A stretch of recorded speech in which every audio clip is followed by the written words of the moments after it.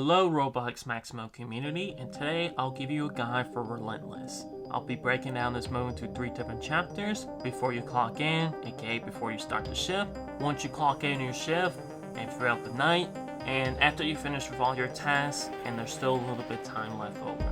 Before we jump in, I highly recommend to do these 2 settings. For this mode, set your quality down to the lowest and turn your volume up to the max. I'll explain why much later, but let's start with chapter 1 before you clock in. You just got off the elevator and you're about to clock in to start the night, but hold on, you can do these few things before you clock in. First, walk to your office, and on the right side there's a trash can that's tipped over. Fix that real quick, then enter through your office, and there's another trash can similar to it that you can also fix as well. Fix that, and then grab the janitor key and look at the clipboard. You'll see the number by the trash thing. Keep that number in mind and leave in the office and open the bathroom doors in front of you. Go to the storage room. Now this will determine if your run ends right there and then or not. There are several ink box locations, and here are the locations. There are 5 in total. 2 of them you see right now are the best ones to have. The one I label as my favorite because it gives you all the advantages as I list. And then there is only one mid spot where I'll do it like 85% of the time if my trash number is not too high. And the last 2 locations, I will just leave the game, enter back, go to the elevator, and then that's basically resetting it. But if the inks box spawns on one of those 2 locations, especially the one I label as my least favorite, I just reset, unless my trash number is very low. Now this is where the trash numbers I was talking about comes in. The first 2, no matter what the count of the trash number is, you should keep this run and run an attempt on it. The mid spot is good if your trash number is not extremely high. The highest I've seen is 74, but anything about 65-ish is something I would just reset. Like I will reset if the past couple of my runs had good attempts on it, and I'm going to be like, might as well reset it. Or if my past couple runs I had to reset, I might just keep the run. Then lastly, for the bad locations, I usually reset, especially on my least favorite spot, if my trash number is not a record low. If I hit under 50 on my least favorite location, I will keep the run, despite how much I hate it, but I will keep the run and then run an attempt on it. The lowest I've seen is 47, so the chances of that happening is very slim. And then for the other location, if it's around 53-ish or above, I would reset. Another reason why you want to reset as well is that you have 12 minutes to complete all your tasks. And even with the worst luck of the draw, with the locations and the trash numbers, it's still beatable, but barely. And you don't want to waste a good run on bad RNG when you could have reset right there and then and could have finished it earlier. But instead, running around on bad locations and you end up going in the wrong place, wrong time. There was also a fella in the storage room named Doll. I have few of my runs ended because of him, because of bad ink box locations. So I will reset on the bad locations too. So that's another reason why you want to reset as well. But anyways, after you grab the ink, there's a water jug in the storage room as well. Find it, grab the water jug, and put it in the water fountain. That's the only task you can do. You can check mark off before you start your shift. It is required you do that, but what's not required, and you can do this if you really want to, is check the back 4 desks just to see the trash real quick. It will save you time if you do it, especially if you have the large amount of trash, like 70. You can't pick them up unless you start your shift, but you can just look at it and then just remember where they're at. Finally, you did everything you can do before you start your shift, so you can head back to your office after you grab the ink box and all that tasks you did. Get on the computer, select the hardest difficulty for both of them, and then you can clock in. Chapter 2, Clocking In.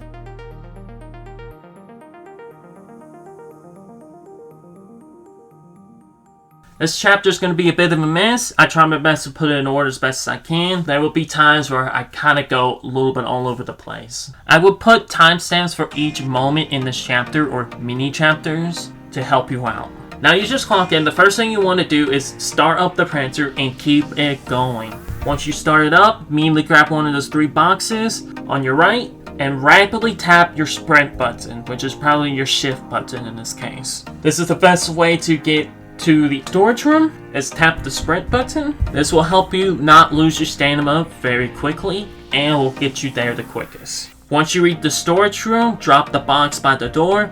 Even if the box spot location is literally right next to you, just drop the box right next to the door. Do not put it on the shelf. After that, go back, grab a second box and repeat. Then once you go back to the third box, restart the printer. And then once you put the ink in, at this very point, every time you go to the storage room, you want to grab more ink cartridges from the box, because you can only grab one at a time for the rest of the night. Before you started the night, you could have grabbed 2, but now since you start the night, it's only going to let you grab 1. Grab the third box, and then this is where your sounds of volume comes into play. You want to listen very carefully. There's a buff dude walking around the office. His name is the manager. He goes 2 different ways. He goes through the office, or he just roams around the place. Most of the time, he goes to your office. So you want to listen to the footsteps. If you're about to walk out the office, but you hear those footsteps getting louder and louder, drop the box, go back to your office if you're not already, and hide in the vent and wait until he leaves from your office, which you can see. Once he leaves, give it about a few seconds, grab the box, and then walk to the storage room. Do not run, but just walk, at least until you make it to the cubicles. If you're more close about the bathrooms, and you hear those footsteps, run to the bathrooms and wait there. At this point, you should be able to see him walking past, and if you don't see him walking past, or you stop hearing those footsteps, that means either one of these 2 things. He's either stopped right before he's about to go to your office, or he's just roaming around the cubicle. If he's just walking around the cubicle, run as fast as you can to the storage room. And if you hear him about to walk past the bathrooms, I will wait until he walks past the bathrooms, and then I will run to the storage room. Once you finally reach the storage room, grab all the boxes and put it in the correct spots. Just look around the entire storage room to find it. You'll find it eventually. There are no bad spots that you will have to reset. So just look around. You should be fine to find them. It'll take a couple tries to remember all the locations. And then I will grab the ink cartridges from the box. And then at this point, I don't randomly tap the run key no more, because doing that for 12-13 minutes straight will destroy your fingers. So at this point, I just hold it instead of just tapping it. I'll run straight back to the office, put some ink into the printer, then run back, and then that's when I'll start cleaning around the office. Now you kind of want to go in order from a row at a time when it comes to cleaning around the office. You want to start on this row, and if you remember all the locations, you can just get them really quick. If not, that's okay. Take your time. You need to look out for these trash, soda cans, fountain drinks, water bottles, books, ramen cups, or ramen cups. Especially on the books and crumpled papers, because they're the easiest to look over. That might be behind a monitor, or in that tight little small spaces between the binders, or they could be on the floor. And if you don't look very carefully on your cleaning, this will happen to you.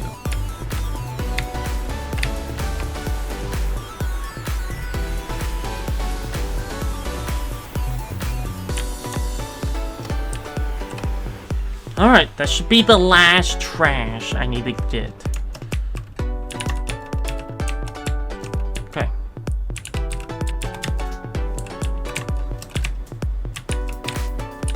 Let's finish printing. Okay. I'm missing one! Where?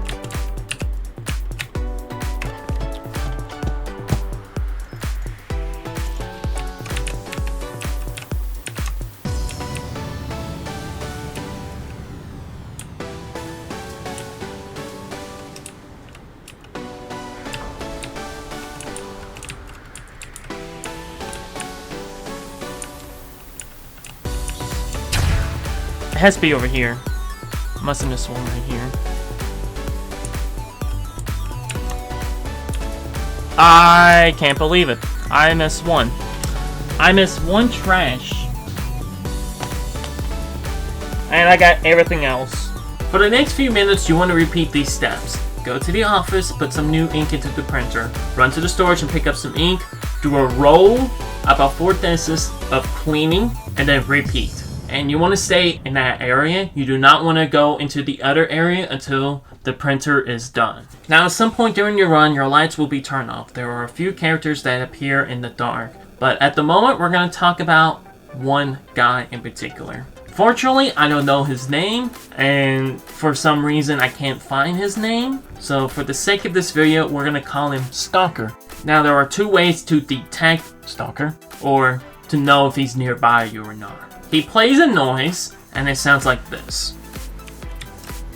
No, you didn't see me. He did see me. And it usually gets louder and louder if he's nearby. And then there's one for visual. And this is where the low quality comes in. I have two separate clips, high quality and low quality. Trying to figure out the difference. Just gonna wait until he comes back, and I'll probably go. I think I'm good, yeah. If you figure out the difference is the lightning. High quality is hard to see in the lightning, especially if you're standing by the desk and you're trying to hide from the creatures roaming around the place. And if you can't hear that well, like I can, you want to look at him.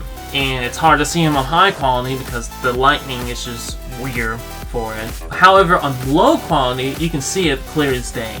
And trust me, you want to know where he's at all times. And if he's not nearby you, then you can go to your office very quickly and fix the lights. And this is one of the scenarios that will pop up. Let's say the lights go out and you hear movement, but you don't know what's moving or who's moving. You can look at the ceiling, and if you see a white flash around the ceilings or walls, that is Stalker. And seeing the lights makes him dealing with him so much more easier, like I mentioned before. Now, unfortunately, for the rest of the crew, you have to listen through sound cues, especially during blackouts. Now, there are sound cues for each character that moves around the office, or at least the important ones that will end your run as soon as they get you. Now, if you make it this far without dying, guess what? You'll have an intermission. If you don't want one, that's too bad, because you're forced to basically have one. At 3 AM, or about 6 minutes into the run, the lights will cut off and will stay cut off until 4 AM, or I believe around 2 to 3 minutes. Here's a few things you can do while you wait. If your printer is at this level or better, then you can just camp in the vent and wait until you hear this ding dong noise or this sound effect. Alright, that means I can fix lights, right? That means it hit 4 AM and you can fix the lights, but if the printer is not close to getting done or below that level, like you see on screen, then you have to risk your run, go to the storage room, grab some more ink, and refill the printer up until it is at that level or better. And also during that point, there should be some trash on your desk. At that point, I will clean up the trash at that point on the office, because you're waiting about 3 minutes. And at this point, you don't want to risk your run whatsoever, because there's a lot more creatures that comes out and they can end your run at any moment. So it's better if you just go to the vent and AFK until 4 AM. But once it hits 4 AM, fix the lights. After fixing the lights, now you should got all of them cleaned up by the storage room. Now you need to go on the other side where the elevator's at and clean those desks as well. There are 16 desks and then one table you need to clean up. And don't forget about the crumbled trash on the floor. Now, after you get all the trash, you should be done with everything. And you can just sit by one of the office desks and just wait it out. Do not go back and check if you got everything. You don't want to risk your run. By the time you get all your tasks done, you should have at most a minute. It probably takes about half that time to get back to your office because, you know, the enemy's walking around, and check on your clipboard. And by the time you check on the clipboard, it should be almost at 6 AM, and at that point you will have almost no time to look over if you did forget one single trash. Just sit by your desk and hope you got them all. Now there you go. You should have done it by now. Don't leave just yet because there's a couple extra tips I want to share, but I couldn't put it in a proper chapter, so it will go in this section instead.